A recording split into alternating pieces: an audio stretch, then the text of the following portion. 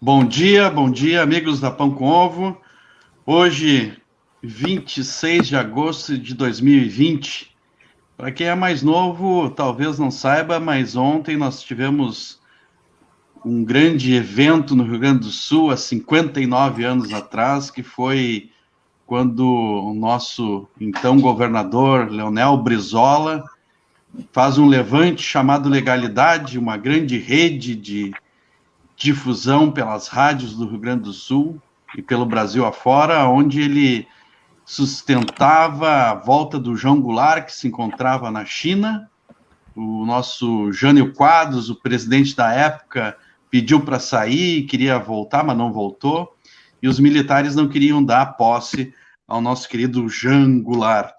Também 66 anos da morte daquele que é o pai dessa nação brasileira aqui, pelo menos no sentido de estruturar o Estado brasileiro como um todo, que foi Getúlio Vargas, homem que num período de 16 anos, entre controvérsias, acertos e erros, foi construindo esse Brasil que hoje tem instituições criadas ainda naquela época.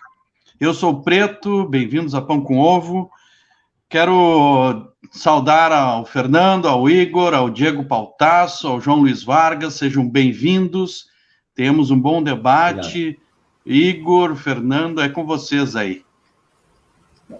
Bom, sempre uma satisfação estar aqui com o Leonardo, com o Igor, voltando aí, eu tive afastado um tempo das lives aí da Pão com Ovo por motivo de trabalho, vai ser uma satisfação enorme poder escutar o Diego e o João Luiz aqui sobre esses momentos aí importantes da história do Brasil, importantes na construção, na luta pela construção de um projeto nacional de desenvolvimento, né?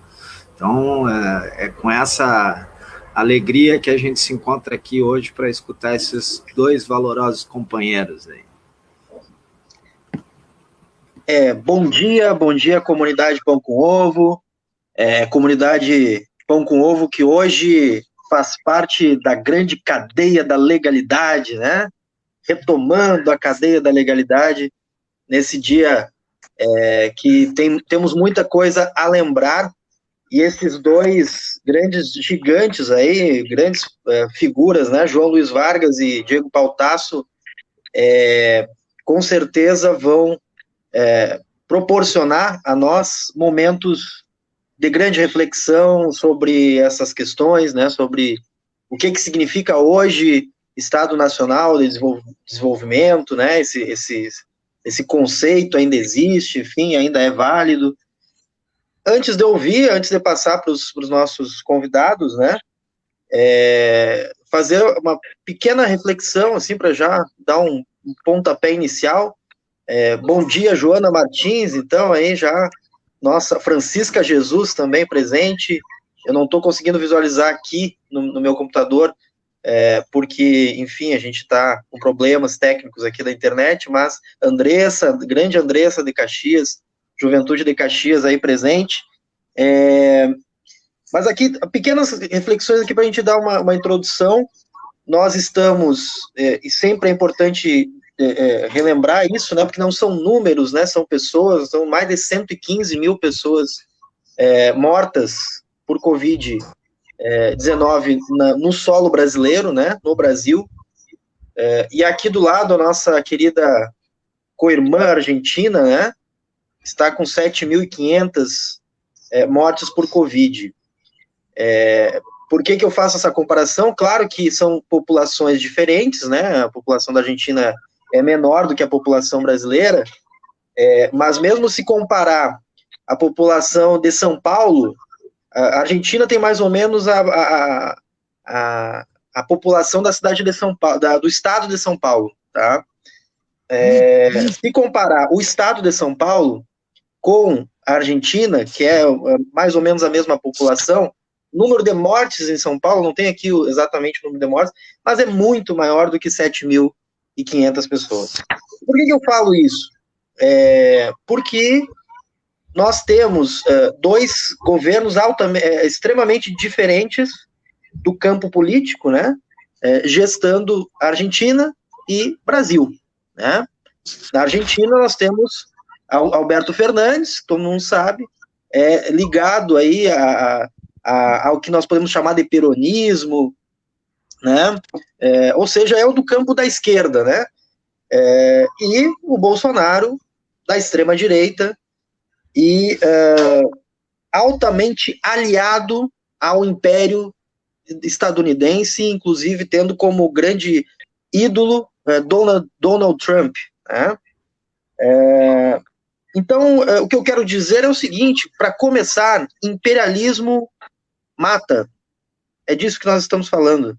O capacho do imperialismo, que é Jair Bolsonaro, tem sido o responsável pelas mortes dos nossos compatriotas.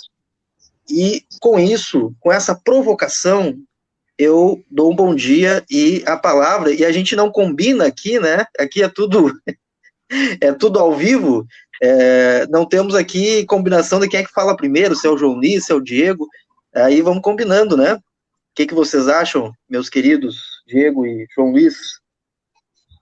Eu passo a palavra para o João Luiz em função, inclusive, da autoridade e da trajetória do deputado.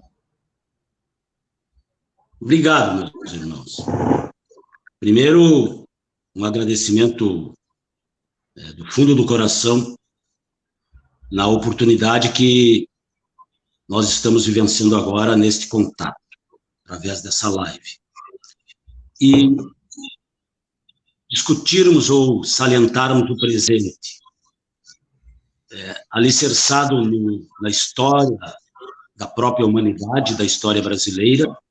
Nós somos como uma árvore frondosa, nós, as esquerdas brasileiras, que somos uma árvore frondosa, mas temos que buscar alimento para esta árvore nas raízes. As raízes que vêm há muitos anos, oportunizando que a gente tenha uma posição diferenciada.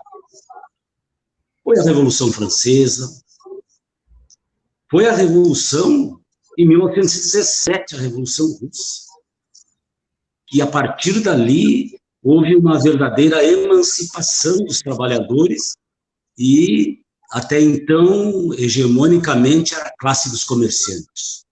E a gente, às vezes, esquece muito dessas raízes, e hoje os jovens, talvez, tenham esquecido muito da nossa história e tenham embarcado neste barco que está à deriva no país, com a figura deste ditador, foi eleito, não, mas é um ditador. Já as ditaduras às vezes vêm através do voto, pois ele está levando o Brasil à bancarrota. Nós estamos cada dia mais empobrecidos e mais dependentes do capitalismo, que hoje é liderado, como sempre foi pelos Estados Unidos, mas agora numa relação, como ele mesmo diz, de namoro, entre o presidente brasileiro e o presidente americano, e isso tem trazido para o Brasil sérias consequências. Dando essa introdução, que é o pensamento que tenho, o Brasil também não ficou fora de exemplos como Revolução Francesa, como Revolução Russa, enfim, como Revolução no globo terrestre. E aqui a primeira revolução foi em 1930. Até muitos discordam do que o Getúlio fez, mas exatamente até 1930 o Brasil era uma república imperial. Aqui o domínio não era democrático, embora as eleições, mas não tínhamos o avanço que Getúlio deu, exatamente criando, a partir de assumir o governo através da Revolução, em 3 de outubro de 1930. E suas primeiras atividades foi buscar criar legislações para os trabalhadores. E, posteriormente, antes do golpe, mas já uma espécie assim de prenúncio do golpe, Brizola aqui fez a rede da legalidade. Agora, para que a gente continue, como não é uma audiência só com o João Luiz, é uma conversa entre amigos e irmãos de pensamento, de luta, que eu concluo esta primeira manifestação. Bom, primeiro agradecer o convite do Igor, é uma satisfação dividir a mesa com vocês, com o deputado, com Preto, com o Fernando, e eu começaria, a partir da fala do Igor, de que realmente a gente vive os descaminhos da nação, né, do ponto de vista não apenas da gestão da pandemia, mas também descaminhos no âmbito da política econômica e da política externa. E, evidentemente, cabe ao pensamento crítico, por um lado, apontar quais são as raízes e as vicissitudes desse descaminho, mas cabe também um olhar retrospectivo para que a gente compreenda como nós fomos parar onde estamos, né? Quais foram as falhas e as vulnerabilidades do projeto nacional, ou da falta de um projeto nacional, que levou ao poder um governo, não só que produz essas contradições que a gente hoje assiste, como, me parece, roubou a bandeira nacional da esquerda. Isto é, conseguiu colar a sua imagem na seleção brasileira, na bandeira nacional, no patriotismo, enquanto a esquerda ficou associada a algo que não representava a nação. É óbvio que, por um lado, isso tem a ver com uma batalha midiática muito bem feita pelas forças que chegaram ao poder, mas isso tem a ver também com vulnerabilidades na compreensão do projeto nacional por parte de segmentos amplos da esquerda, né? E aqui, voltando ao ponto que o deputado trouxe, precisamos resgatar, conhecer exatamente qual é o papel do Vargas na construção do Estado Nacional, para que a gente possa reformular, reformatar um projeto nacional consequente, né, que seja compatível com a estatura do Brasil. Esse me parece um ponto fundamental. Não resta nenhuma dúvida que Vargas é o pai da nação. E quando eu digo que é o pai da nação, é no sentido de que o Brasil pré-1930 era um grande latifúndio exportador, com meia dúzia de cidades precárias, uma população predominantemente rural, absolutamente débil em termos de infraestrutura de transporte, comunicação e energia, e a partir de 1930 passou a ter um mercado interno, passou a ter uma rede de cidades, passou a ter uma população urbana, passou a ter um Estado com capacidade de mobilizar os seus meios e a sua burocracia em favor do desenvolvimento, né, em favor de políticas públicas, e isso transformou o Brasil, ao longo, né, do século XX, numa das 10 maiores economias do mundo. E eu gostaria de destacar uma frase que é muito interessante, que certa vez eu ouvi de um pesquisador chamado Dark Costa, que ele disse que o desenvolvimentismo aconteceu com Vargas, sem Vargas e contra Vargas. O que ele quis dizer com isso?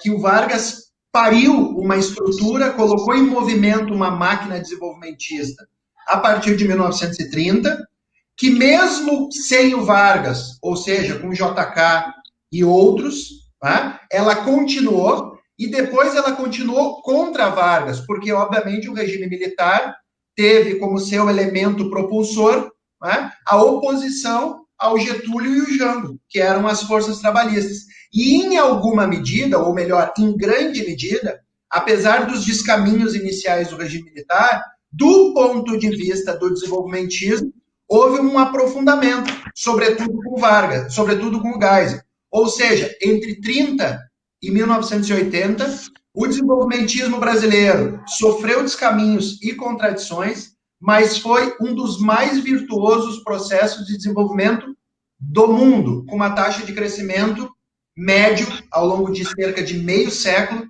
de aproximadamente 7% ao ano.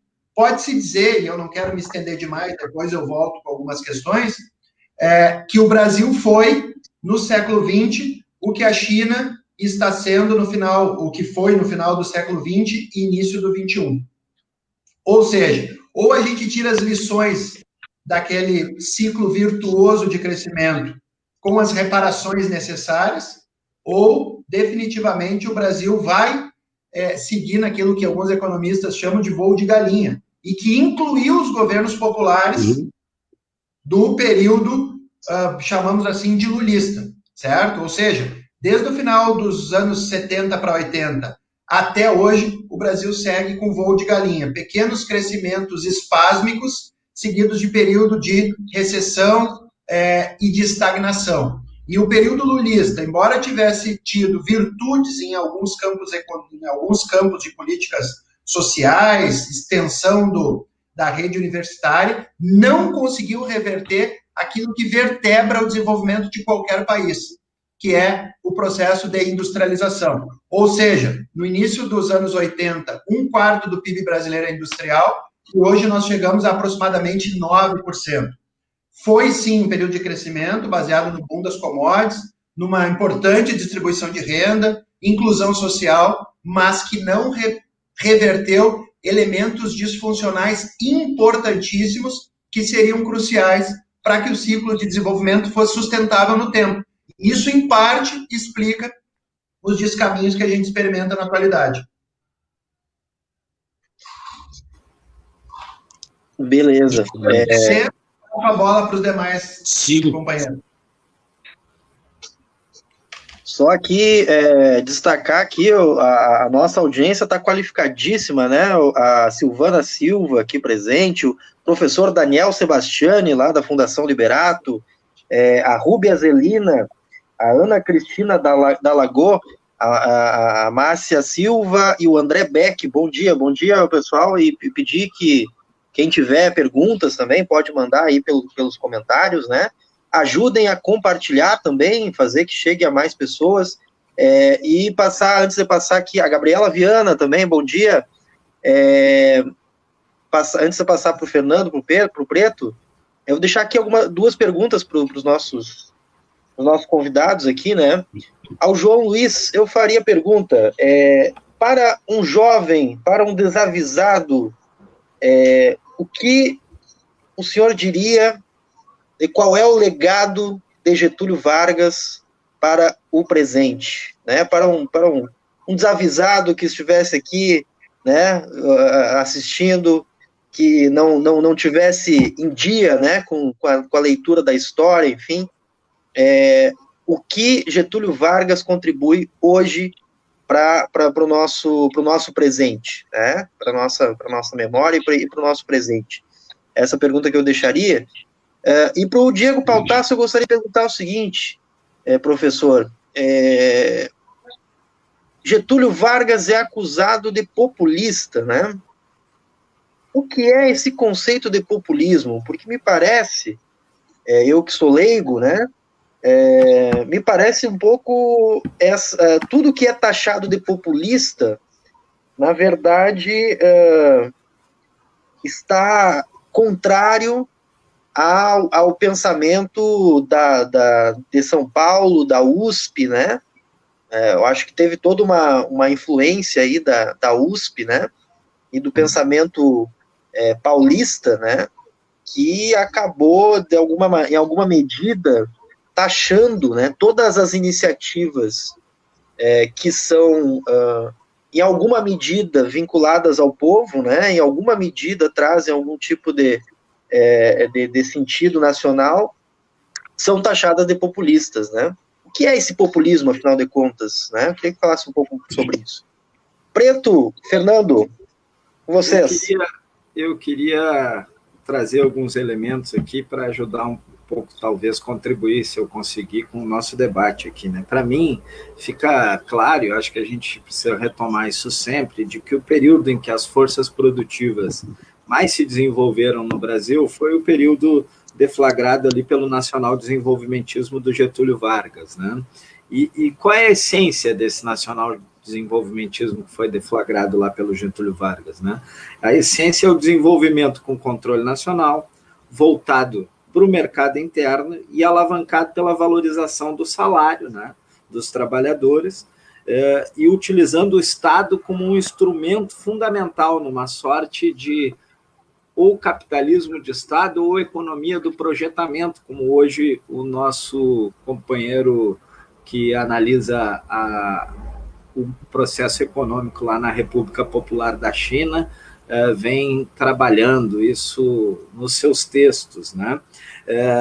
Essa etapa, por assim dizer, do ponto de vista, se a gente for fazer uma análise econômica da sociedade brasileira, excluindo as disputas políticas e táticas daquele momento histórico, essa etapa da Revolução Brasileira poderia ter sido completada com as reformas de base ali do governo João Goulart, que foram interrompidas.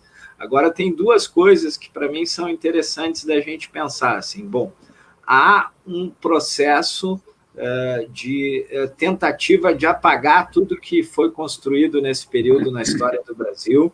O próprio Fernando Henrique, quando assume dizendo que é o fim da era Vargas, né? E aí o Igor trouxe essa questão do pessoal lá do ISEB, o pessoal paulista lá que escrevia na perspectiva de transformar o Brasil e apagar toda a contribuição ali que tinha vindo do período Vargas, e mais assim ali a partir dos anos 90 chega com força no Brasil, né, a teoria econômica dos Chicago Boys lá, que dá o pontapé inicial para essa tentativa que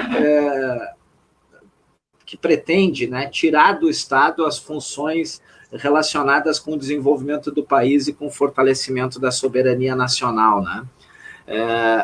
Essa tentativa de apagar esse legado todo, eu acho que ela volta também agora a ter uma discussão renovada por conta desse processo que a gente está vivendo hoje, vivenciando hoje, que é um processo de uma crise epidemiológica que gerou uma crise econômica, que fez com que um teórico aí do campo da economia que estava há tempos esquecido nos seus livros na prateleira, que é o Lord Keynes, volte à tona, né? Se passa a pensar também que é impossível enfrentar um momento como esse sem o papel forte do Estado na economia. E a gente vê também que os países onde uma economia de projetamento, como a China, por exemplo, tem enfrentado, do ponto de vista econômico, essa crise de forma mais forte, com mais consistência, né? A necessidade da gente retomar esse debate no Brasil hoje se vê na situação de que a gente tem o Guedes no governo federal, sendo quase que o único ou o último bastião dessa proposta de esvaziamento do Estado no meio de uma crise dessas. Então, mais do que nunca, Getúlio é central nessas nossas discussões para o país, e a experiência da legalidade do Brizola, do ponto de vista político, da força que teve esse processo aqui no Rio Grande do Sul, nos marcou enquanto gaúcho para o resto da história aqui desse estado, né? Então é um pouco isso que eu queria escutar dos companheiros aí e terminar essa minha problematização aqui com uma fala de um companheiro que é um companheiro que guia o meu pensamento ainda hoje, que é o companheiro João Amazonas, que dizia que não há Estado soberano sem desenvolvimento nacional. Então, um pouco esse é o debate, acho que a gente tem que fazer por aqui hoje. Eu nem me alongo muito, viu, Igor? Porque as tuas perguntas para o João Luiz e para o Diego foram pontuais, e essa provocação que o Diego fez aí do Brasil ser a China anteriormente, olha, dá debate, hein?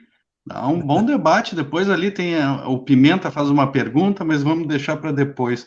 Só lembrando a todos, hoje é a live 14, Igor, 14, hoje eu estou com problema de dificuldade de fala, hein?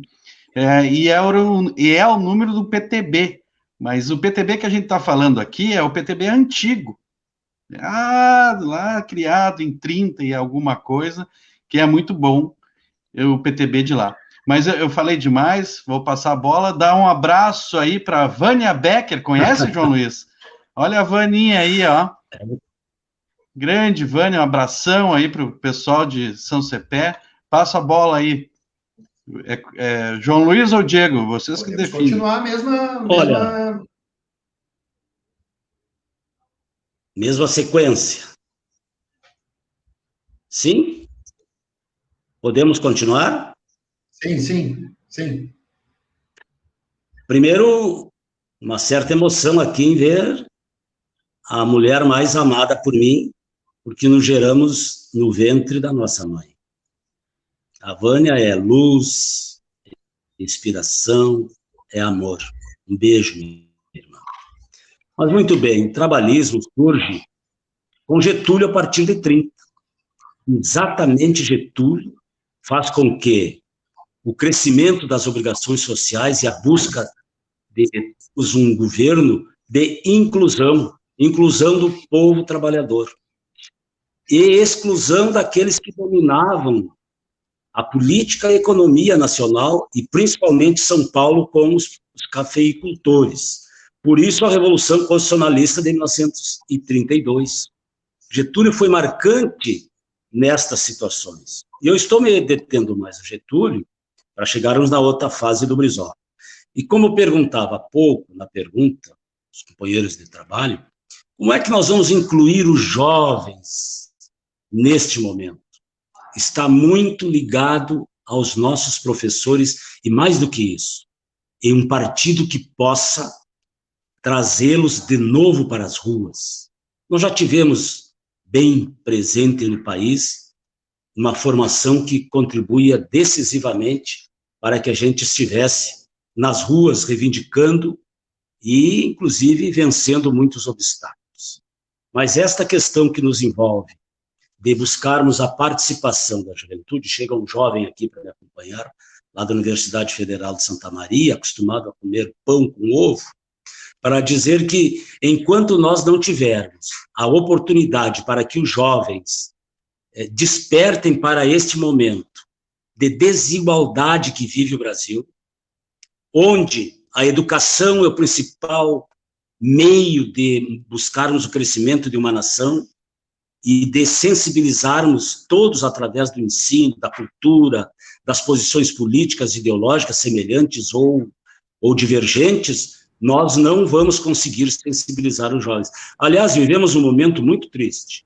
Hoje está se votando decidida definitivamente o Fundeb, mas o pior de tudo é que os recursos do Ministério da Educação, quais ministros, já não sei quantos tivemos nesse período, está abrindo mão de muitos milhares, milhões de recursos para a segurança nacional.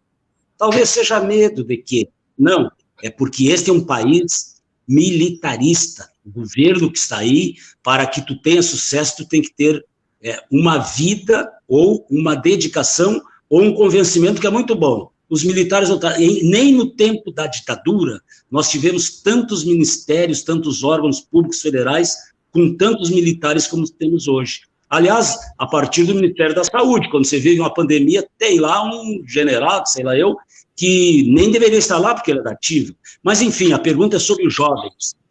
Jovens têm que estar inspirados com os seus governos e eles têm que serem provocados pelos governantes, como fazem os bons professores. Eu venho lá de antigamente, velho, hoje, João Luiz, que na sua mocidade tirou geografia em Santa Maria, ainda inconcluso, né? Mas lecionei em 2 oportunidades e fazia já naquela ocasião um desafio aos alunos. Primeiro era contra o aluno nuca, um que fica atrás do outro. Vamos ficar todos num círculo e vamos ali falar da disciplina que estamos ministrando, mas vamos discutir o momento político. O que mais cativa os jovens é a discussão, é a provocação. E isso não existe no país hoje.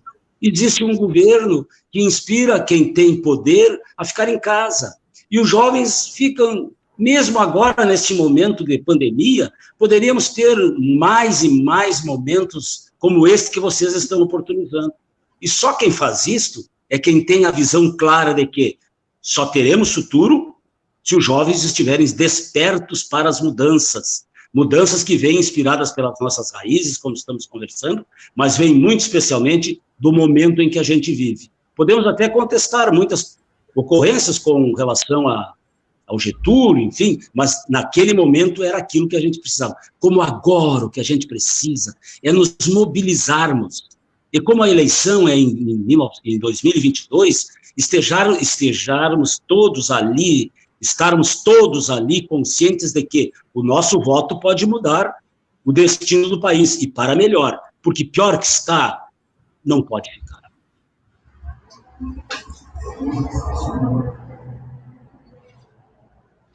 Bom, vou começar tocando na questão que o Igor levantou acerca do populismo.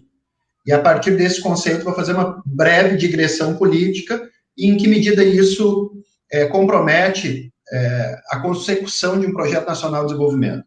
O termo populismo foi cunhado pelo VFOR, portanto, pela Escola de Sociologia da USP, e por um pesquisador que surge do PT, era petista, e depois passa para o PSDB. O que isso quer dizer? Essa trajetória é muito ilustrativa de um todo, né? Tanto o PT quanto o PSDB são partidos que têm seu epicentro em São Paulo. Tanto o PT quanto o PSDB, surgiram se opondo ao Estado varguista e ao desenvolvimentismo.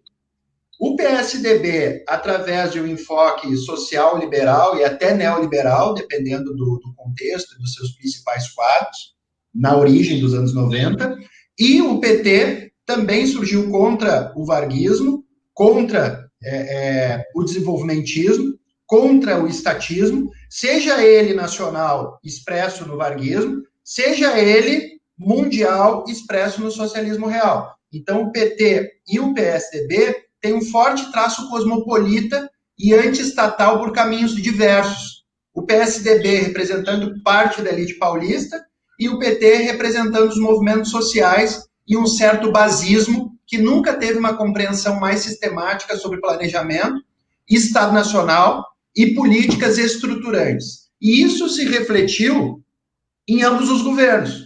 Durante o governo do Fernando Henrique, há uma ênfase, como foi mencionado aí, no desmonte da era Vargas, na privatização, e durante o período lulista, embora tivesse uma ênfase social distributivista, não teve uma ênfase na estruturação de um projeto nacional. E o que houve de mais robusto em termos de desenvolvimento de um projeto nacional foram de quadros externos ao PT que fizeram parte dessa coalizão.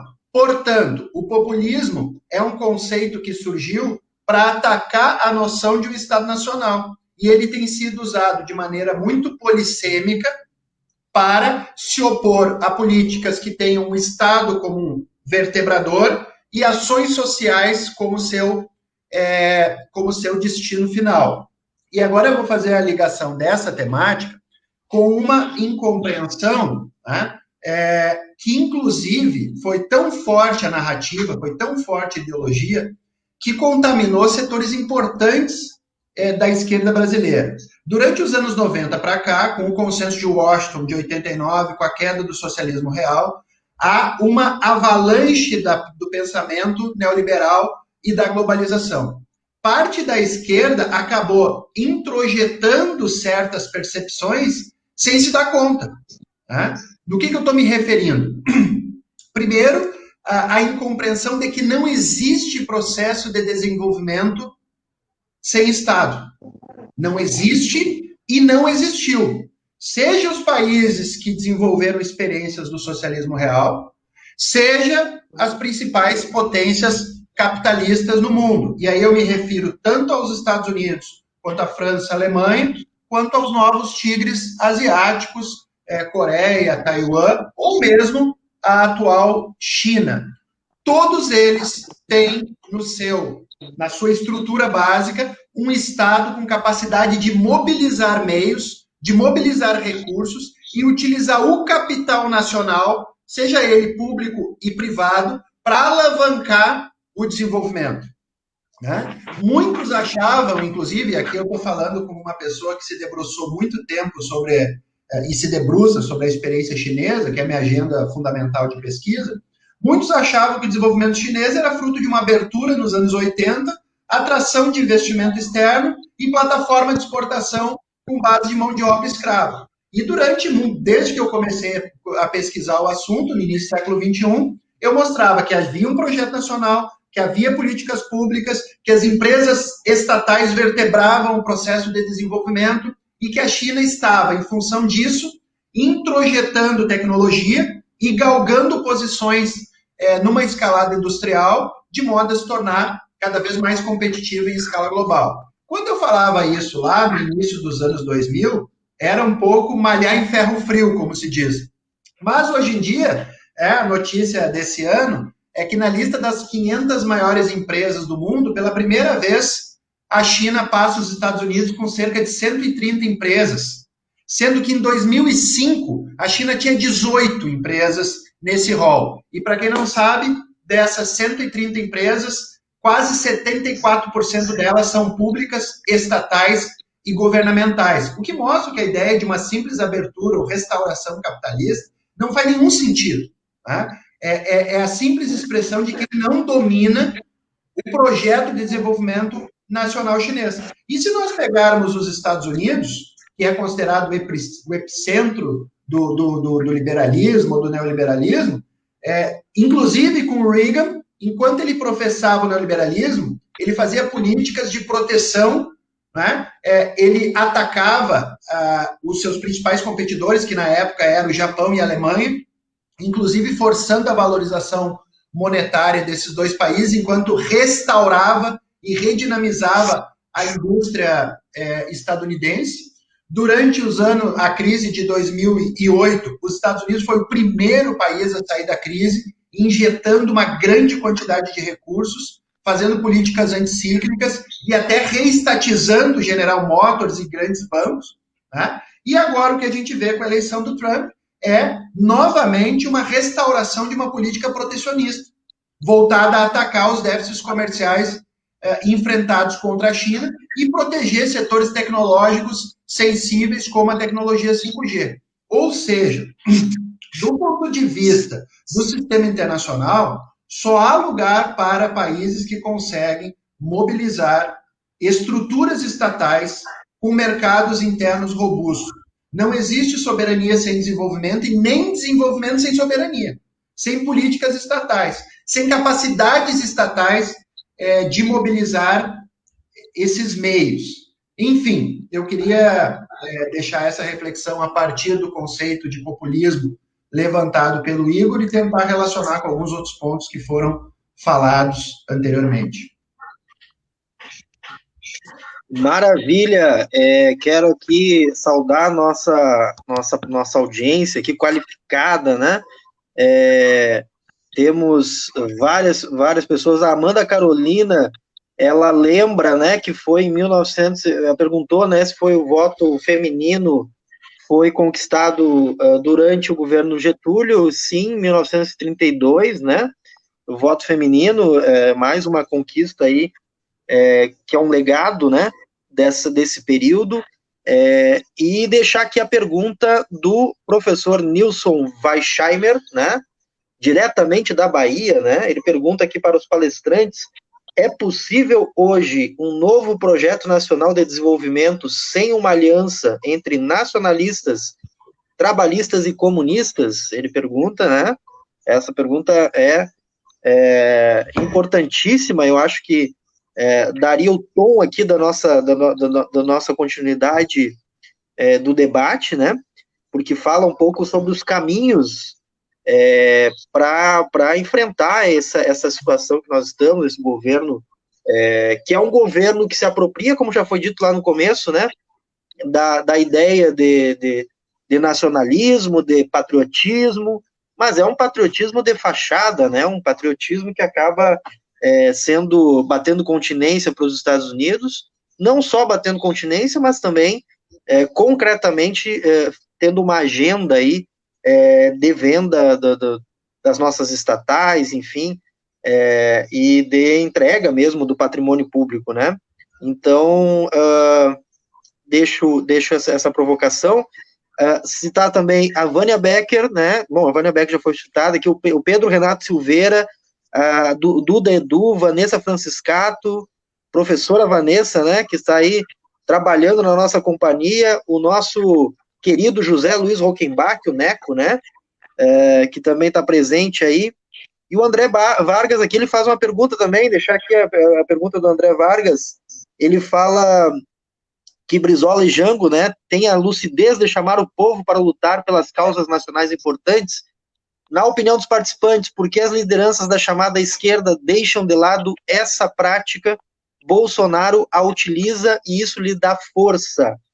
Né? Boa contribuição do André. Silvana Silva falando das reformas trabalhistas e da Previdência, que foram um apagão agora na história, né? E que os jovens estão iniciando o mercado de trabalho sem essas garantias deixadas por Getúlio Vargas, né?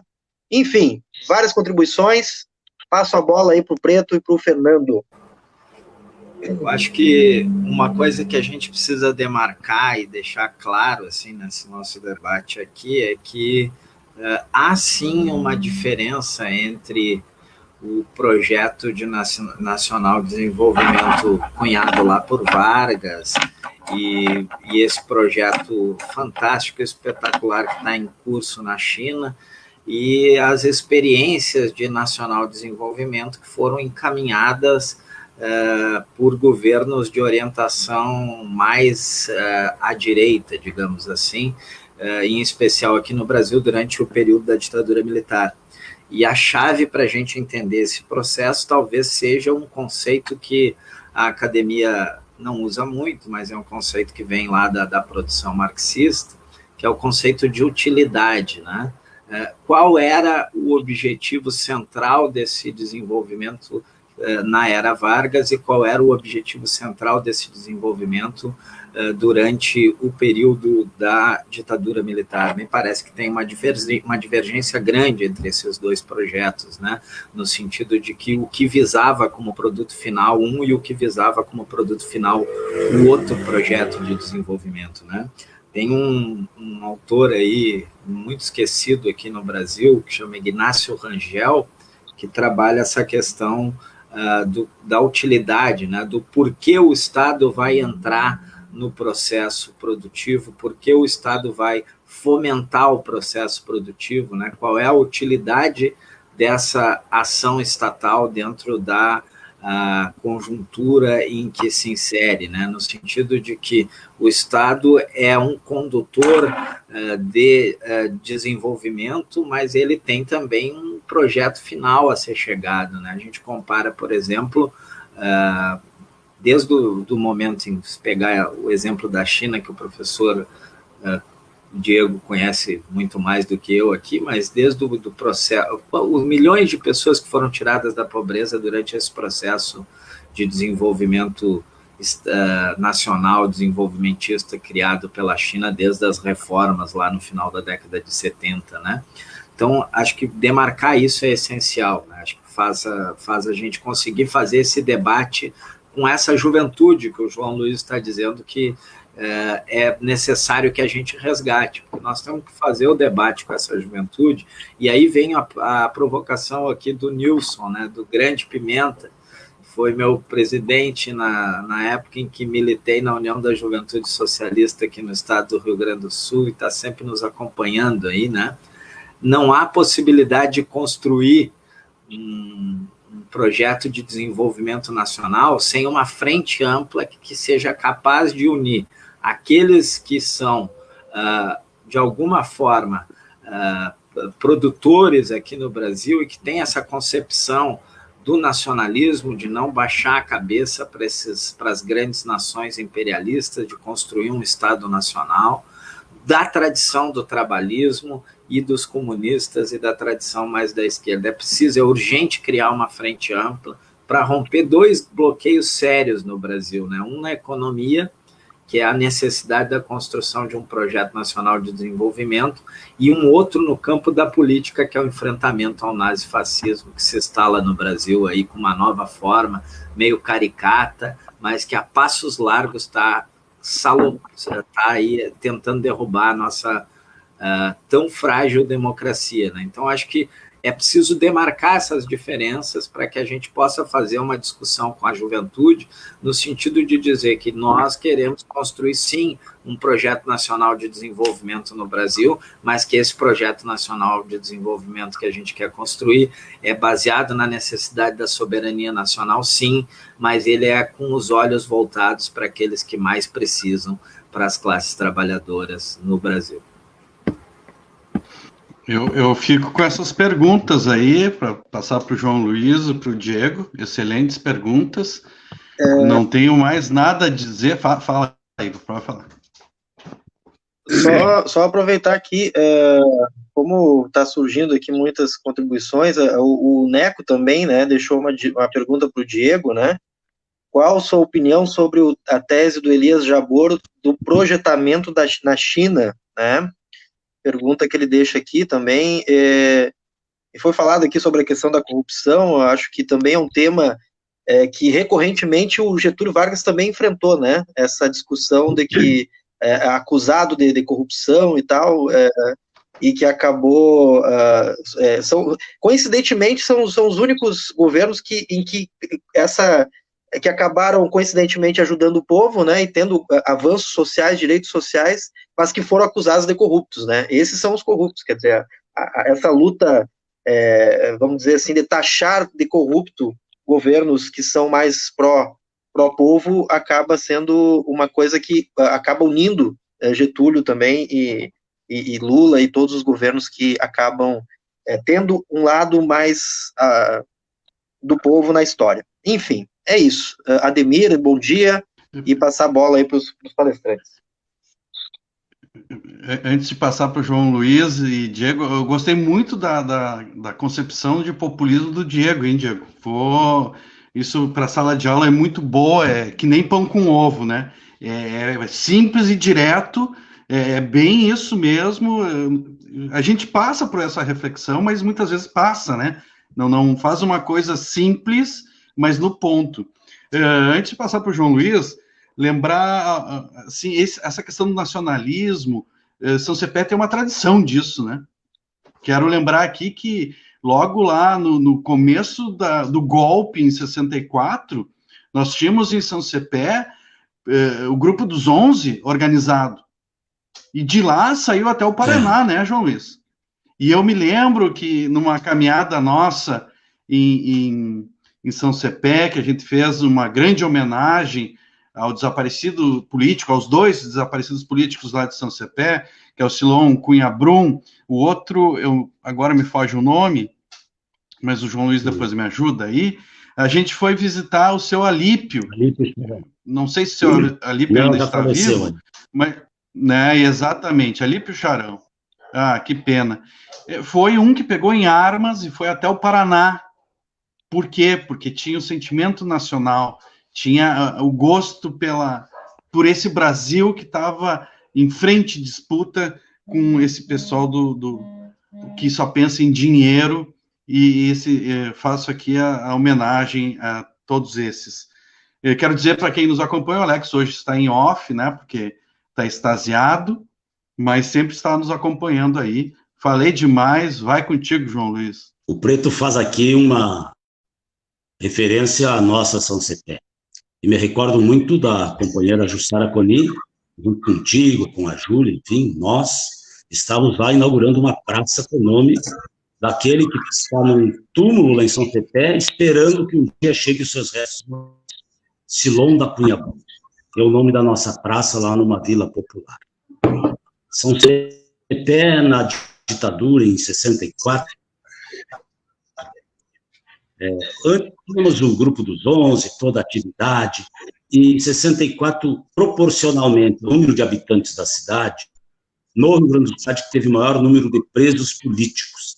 Aliás, na ocasião, tínhamos como prefeito o saudoso Luiz Fernando Palmeiro, que era um jovem, um advogado, esteve lá, e ali em São Cepé se um grupo muito forte, que até hoje está muito claro.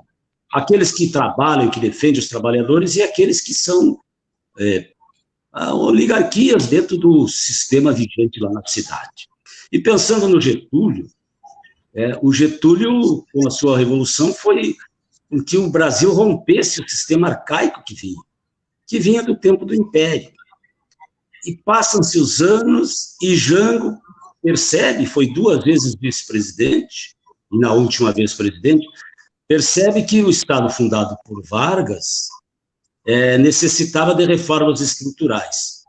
Por isso, embarca nas reformas de base, tão atuais até hoje, se nós perguntarmos para quem tem menos de 30 anos ou 40, talvez nem saibam o que o Jango desejava com as reformas de base, principalmente a educação e tantos outros segmentos na ocasião que ainda são necessários até hoje. E o Brizola, aqui no Rio Grande do Sul, depois com a redemocratização do Rio de Janeiro, mas enfim, naquela ocasião, ele priorizou a educação. 6.000 escolas o Rio Grande do Sul tinha nas cidades e no interior, até porque a população no interior era 40%, 42% da população gaúcha. E tínhamos 6.000 escolas, as escolas que traziam as transformações que nós esperamos hoje. Com relação à possibilidade de que a gente tenha um programa de nação, um programa de Brasil, juntos, nós olharmos um pouco a história. Aliás, Ernesto Che Guevara dizia que onde tivesse alguém com pensamento na busca da igualdade, esse era irmão dele. E que para auscultar o coração de um povo, embora ele fosse médico, não precisava estetoscópio, bastava apenas termos coração. O que eu quero dizer? Nós somos vários segmentos que temos o mesmo pensamento de nação brasileira. Temos os partidos diferentes, porque é normal que eles existam. Mas o momento em que discutirmos um programa de país, de nação, democrática, enfim, vencendo as oligarquias que hoje são as grandes beneficiadas deste país, mais do que foram já no passado. Imagine só que um trabalhador paga imposto de renda e um grande proprietário rural não tem essa contribuição para o país. Tantos são os exemplos hoje que nós temos que, ao analisá-los, sem dúvida nenhuma, poderemos sensibilizar o coração daqueles que pensam como a gente. Eu sei, o Preto, eu sei muito dele, é uma figura marcante, e na sala de aula o que ele significa. Os professores que estão conosco aqui, eu entendo que todos nós temos esta obrigação. E mesmo quem não é professor, no nosso caso, como advogado, pode estar na rua e colocando para as pessoas essa situação trágica que vive o país. Aliás, se elegeu alguém que nem partido tinha, nem programa tinha. Aliás, tem um programa. Fortalecer as Forças Armadas. Fazer com que o Brasil retorne, regresse, assim, venha um retorno pernicioso para a pátria brasileira. Um governo que a cada dia mais desconsidera um programa, um projeto de governo. Está hoje, cada dia mais, alicerçado já na reeleição, não de uma proposta de governo, mas da figura marcante. E eu espero que todos nós aproveitemos essas oportunidades e vamos tomando conhecimento de como é importante um plano de governo, um governo de Estado onde a gente tenha, evidente que tem que ser alguém liderando este grupo, mas que agora, em cada momento, cada um dentro dos nossos segmentos políticos, partidários, possamos ir despertando estas consciências, para que a gente tenha uma proposta de governo unitário no país, onde a gente possa crescer, onde a gente possa diminuir as dificuldades, e que a educação é a inclusão social.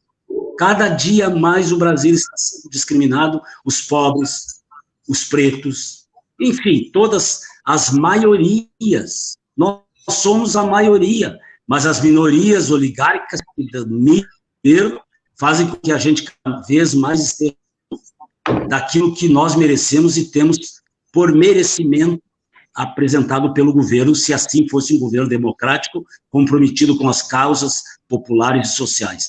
Hoje, o que se vê do país é um país cada dia mais ligado ao grande capitalismo americano, em detrimento do mínimo de luzes para buscarmos uma igualdade. Bom, eu vou começar o meu ponto a partir do que o Fernando levantou acerca da utilidade, das diferenças acerca dos processos de modernização e de desenvolvimento. Bom, não estou aqui exatamente para... obviamente que tem um elemento político, que é a questão do governo atual, mas o meu interesse aqui é acadêmico de analisar, né, no longo prazo, os processos de desenvolvimento. Então, a primeira coisa que eu gostaria de dizer, que eu acho importante, é que a retórica política e a vontade política não determinam a configuração da realidade histórica. Existe uma síntese de múltiplas determinações que envolve as forças sociais, que envolve interesses permanentes de Estado e das instituições, que envolve a conjuntura internacional, que fazem com que determinados países caminhem numa direção. Né? E isso pode ser feito, eventualmente, com governos conservadores, com governos mais autoritários ou com governos menos autoritários. Os processos de modernização são complexos e contraditórios, todos. Tá? Bom, vamos pegar os tigres asiáticos. É absolutamente inegável que os tigres asiáticos tiveram ciclos de modernização aceleradíssimos. Hoje possuem dos mais altos IDHs do mundo e foram feitos na base de governos conservadores e com forte viés autoritário. E isso não é para gostar ou desgostar, é uma constatação que os processos históricos se dão por linhas sinuosas e tortas, indiferente à vontade ou os desejos ou as retóricas políticas. Isso é um ponto. Dito isto, em aspecto mais amplo, tá? Vamos trazer novamente para o Brasil, certo? O governo Vargas representou um amplo período, começa em 30 e vai até 54, período que ele teve fora, e nesse período teve mudanças de orientação política, teve períodos de fechamento, teve período de repressão, teve período de abertura, teve período de democratização, teve período de ênfase no processo de modernização, teve período de extensão de direitos, de criação de estatais. Então, o processo é extremamente complexo, contraditório, embora a gente reconheça que o saldo é predominantemente positivo. E isso vale para todos os demais processos de modernização. Certo? Bom, durante o período JK, durante o período Jango e durante uma boa parte do regime militar, sobretudo no período Geisel, o processo de modernização seguiu acelerado. Essa ideia, na verdade, aliás, o Inácio Rangel era entusiasta do processo de modernização brasileiro, começado em 30 e levado adiante até o início dos 80, certo? E durante o regime militar, né, teve também uma série de oscilações. Por exemplo, no início do regime militar, nós temos um processo basicamente de alinhamento com os Estados Unidos, certo? De uma perspectiva econômica predominantemente liberal, mas a partir do segundo momento há uma ênfase desenvolvimentista que constrói, eu ouso dizer sem problema nenhum, porque a minha questão aqui é objetividade científica, tanto ou mais que os melhores momentos. Eu estou falando, e aí a gente pode mensurar, quantidade de estatais importantíssimas criadas, autarquias, uma política externa altiva, entendeu? Que reconheceu o MPLA em Angola, que reatou com a China em 74, que, quando a gente fala, né, nossa, o Vargas, por exemplo, o Lula retoma, fortalece o BNDES, exporta serviços de engenharia para Cuba, para não sei o quê. Quem começou isso foi o regime militar no final dos anos 70 no Iraque. Tá? E a presença brasileira na África se dá nos anos 70 também. Certo? Os principais projetos de autonomia tecnológica, que incluía fábrica de motores, que incluía o desenvolvimento de uma indústria informática, que incluía um programa nuclear, se dá naquele contexto. O maior período de expansão da nossa rede de universidades federais e de doutoramento dos nossos pesquisadores se dá naquele período. E com isso não significa ser a favor ou contra, não é disso que se trata. Se trata de analisar com objetividade que os processos de modernização ocorrem de maneira contraditória. Entendeu? O período do Vargas teve momentos importantes de repressão para determinados segmentos sociais. Teve um papel importante, inclusive, na construção da nacionalidade, quando ele reprime movimentos de imigrantes que não, digamos assim, coadunavam com a construção da identidade nacional. Entendeu? E isso é mais um elemento de um processo de construção da nação. Tá? Por exemplo, vou mostrar como a retórica nem sempre se coaduna com as forças profundas da história. Tá? Na atualidade, há uma retórica anti-chinesa muito forte no governo. há uma política externa totalmente errática, e eu diria até irresponsável. O que aconteceu do primeiro semestre do governo Bolsonaro para o segundo semestre do governo, para o terceiro semestre, ou melhor, primeira metade de 2019 para a primeira metade de 2020? As exportações com a China cresceram de 27%, a China comprava 27% das exportações brasileiras no primeiro semestre do ano passado, passou para 34%. Os Estados Unidos passaram de 14% para 8,5%. O que eu estou querendo dizer com isso? Que indiferente à vontade, indiferente à incapacidade, indiferente às pretensões de alinhamento automático, existem forças profundas, existem grupos de interesse, existem interesses permanentes de Estado e da dinâmica econômica que sobrepujam comportamentos, inclusive, irresponsáveis. Tá? E aí, por que eu estou dizendo isso? Porque se nós pegar, eu recomendo um livro chamado Chutando a Escada, do Rushun Chang, em que ele mostra de maneira muito clara que todos os países de desenvolvimento apresentaram um take-off, um processo de arrancada industrial de desenvolvimento contraditório, e que a extensão de direitos sociais e o amadurecimento institucional em todos eles, Estados Unidos, Noruega, França, Alemanha e os países de altíssimo IDH, se deu num segundo momento.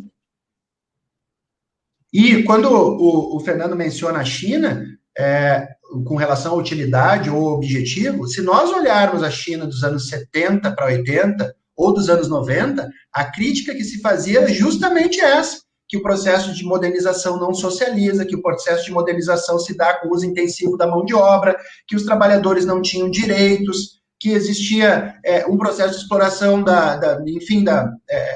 que havia um sobretrabalho. Só que é isso, o processo de modernização é contraditório e esses degraus que vão se construindo são intergeracionais. Né? Não é uma vontade de dizer assim, bom, agora na China todo mundo vai trabalhar 5 horas e ganhar um salário de 20 mil reais. Isso é consequência do desenvolvimento das forças produtivas, do amadurecimento institucional e da superação das contradições. E isso leva tempo. Né? A Suécia não é a Suécia de hoje desde sempre. Nem a Suécia, nem a Noruega. Era a terra dos vikings bárbaros. Certo? E ela não é um interruptor que tu aperta um botão e ela passa dos vikings bárbaros para um país de altíssimo IDH e excelente padrão de vida. É um caminho totalmente tortuoso. Tá? Com relação ao projetamento, o Elias é meu amigo. A primeira vez que eu estive na China, em 2009, foi com ele. Eu estava fazendo meu doutorado, ele estava fazendo dele. Acho que é um conceito que está surgindo de maneira engenhosa, porém, contudo, acho que não está clara as diferenças entre projetamento, planejamento, economia que mescla Estado e mercado, não é a primeira da história. Existem economias capitalistas que mesclam Estado e mercado e cujo Estado tem um protagonismo extremamente forte, seja na regulação, seja na promoção de direitos, seja na organização do mercado, e aí eu me refiro à Suécia, à Noruega, os países nórdicos, sobretudo. Tá? A China não é o primeiro país que desenvolve um socialismo de mercado. Países do leste europeu, inclusive a Iugoslávia, tinham, sim, experiências de mercado muito claras. Então, se há uma singularidade na experiência chinesa, é preciso mostrar exatamente quais são as singularidades, tanto em relação a essas outras experiências socialistas de mercado, quanto a esses países de capitalismo altamente regulado. Eu acho que essas diferenças ainda não estão muito claras. Mas acredito que ele, ao longo do tempo, vai conseguir esquadrinhar esses conceitos e apontar perspectivas teóricas e analíticas novas.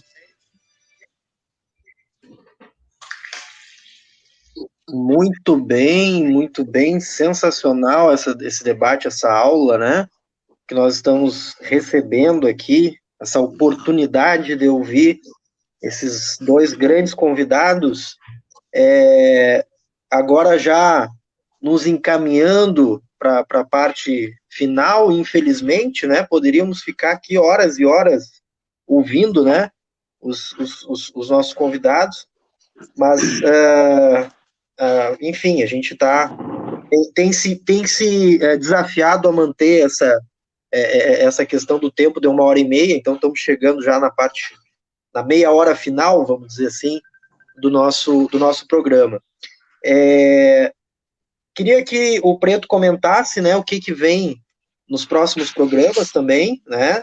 E aqui dizer de público que o nosso querido Preto, né, é a alma desse programa, tem carregado o piano, né, de organizar pauta, de organizar material, enfim, e temos que homenagear, né, esse grande guerreiro nosso aí que está fazendo um trabalho voluntário, que bom, importante que se diga, né, e de extrema qualidade, né, que o resultado está aqui, nós estamos vendo a qualidade desse trabalho, e a assinatura do Preto é fundamental, né, sem ele, Pão com Ovo não existiria, com certeza, faço essa homenagem de público.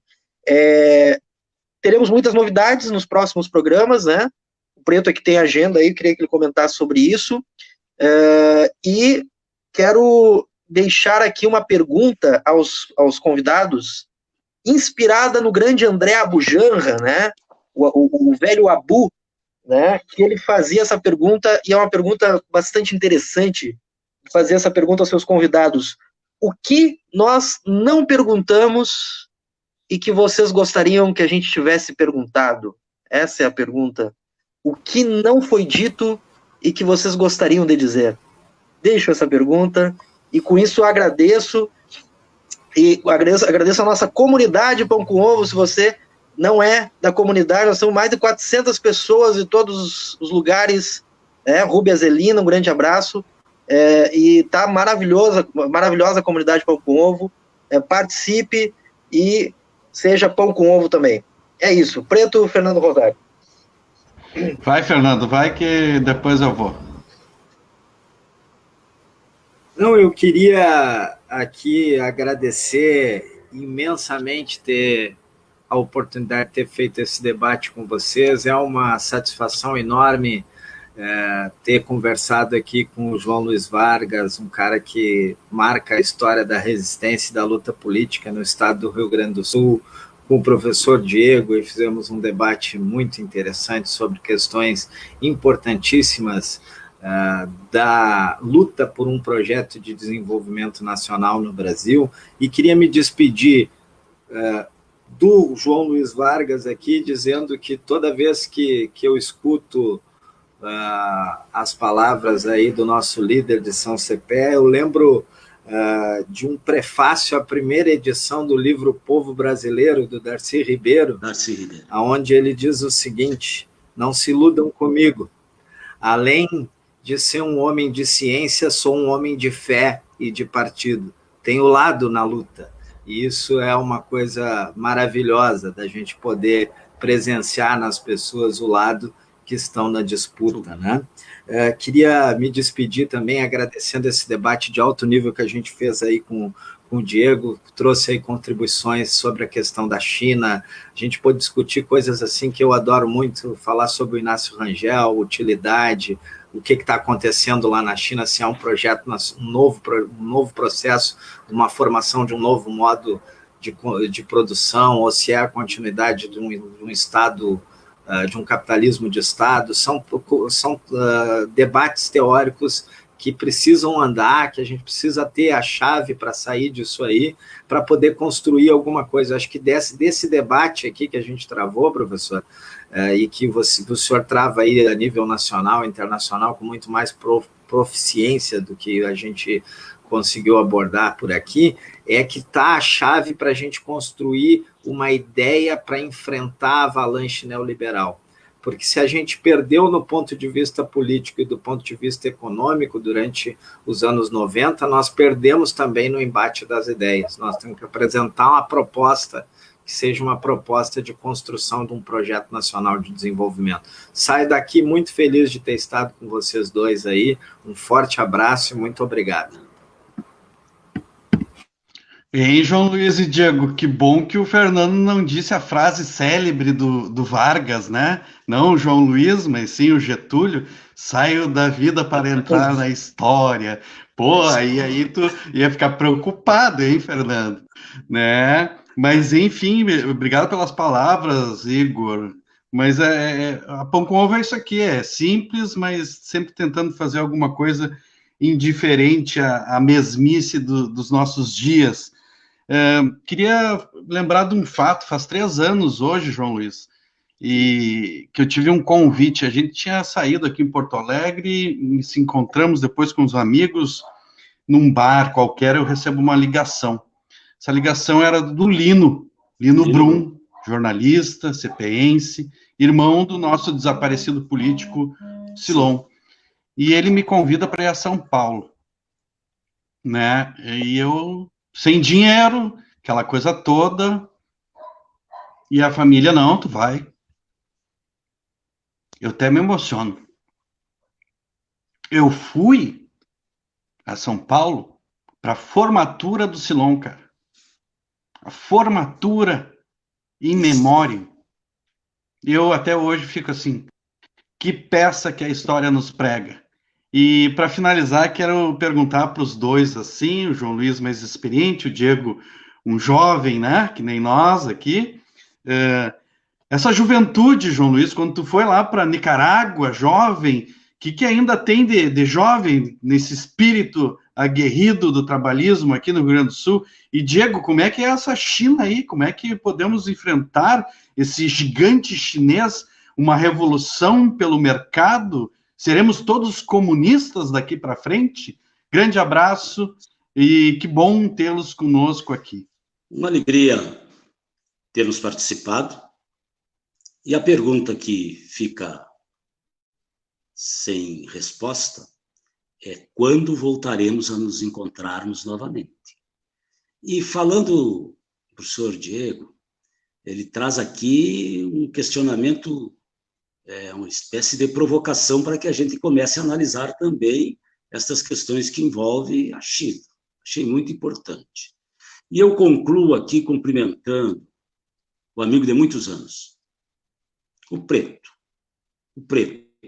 e me socorro de Aristóteles, que dizia que o homem define-se como um animal político.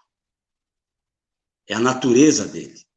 E nós temos que procurar nas comunidades estes seres políticos, temos que reconhecê-los e colocá-los como lideranças, como é o caso do Preto.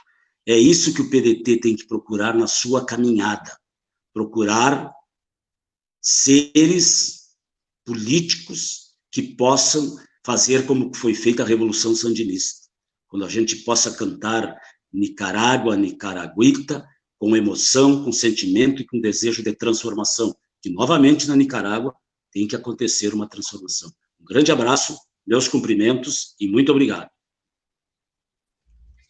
Bom, eu vou começar agradecendo a todos pelo convite, em especial o Igor, que fez o contato, dizer que eu me coloco à disposição para outros debates, e começo com a pergunta do Igor, né? O que não foi perguntado poderia ser perguntado? Eu acho que a questão das lutas setoriais de raça, de gênero, né? E qual o lugar delas na questão nacional? Ou melhor, que é uma hipótese ou uma linha que eu trabalho.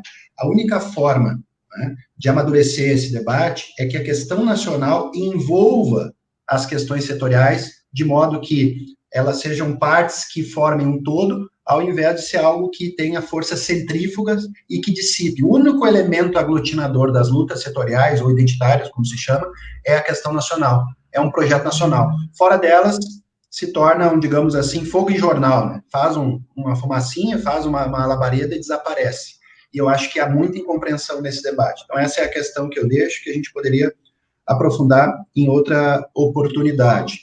Bom, acho sim que a discussão sobre a China, eu estou aí desde 2003, 2004, escrevendo, publicando livro, artigo, banca, etc.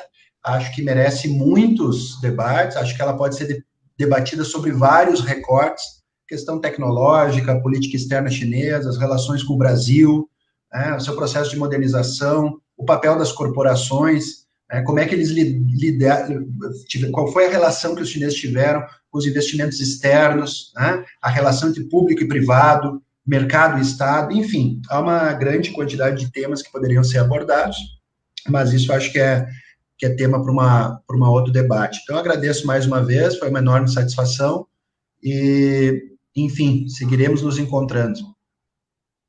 Que bom, hein? Quero agradecer as palavras do João Luiz, do Igor. Estão me bancando hoje aí, hein, Fernando? Olha, até fiquei meio assim, hein, Diego? Acho que até vou para a China depois disso, né? Mas, pessoal, para finalizar aqui, voltaremos lá um dia, João Luiz, para a tua posse, né? João Luiz é pré-candidato a prefeito, é isso, João? O povo é que sabe. Estaremos lá, Pão com Ovo estará. O povo é sábio, o povo é sábio. Nós estaremos lá na tua posse, com certeza. Temos que voltar lá antes da posse para ajudar na construção lá. Com muita alegria. É verdade, Fernando. Estaremos lá. Quando o João Luiz nos chamar, estaremos lá, com certeza. E para finalizar aqui, sugestão de livro, né? O pessoal da Pão com Ovo gosta muito de ler, João Luiz. Sabe, e aí me veio desde ontem e hoje, sempre, me lembrando do Brizola, do Pedro Renato, me emprestou um livro que acabou pelo mundo, Pedro. Emprestei para outro, mas eu estou te devendo aquele livro sobre o Brizola. Mas não é... O Brizola passou aqui meio desapercebido, hoje eu fiquei meio assim, mas tudo bem, já estamos chegando no final. Olha o livro que eu vou indicar aí, o João Luiz deve conhecer, Fernando também, o Diego talvez conheça, o Igor talvez também conheça. Guerra é guerra, assim dizia o torturador. Guerra é guerra, assim dizia o torturador. Leiam esse livro. Esse livro mostra quem era o PTB lá na época da ditadura. Tão comunista como nós, viu, Fernando e Igor? Tão comunista como nós. Ótima lembrança. Grande abraço. Fiquem aí com energias positivas. Valeu, João Luiz. Valeu, Diego. Qual é o próximo programa? Temos um tema? Perdão. Temos religiosidade brasileira. Será o tema da semana que vem. Aguardamos todo mundo aí para participar. Beijão a todos. Fiquem com energias positivas.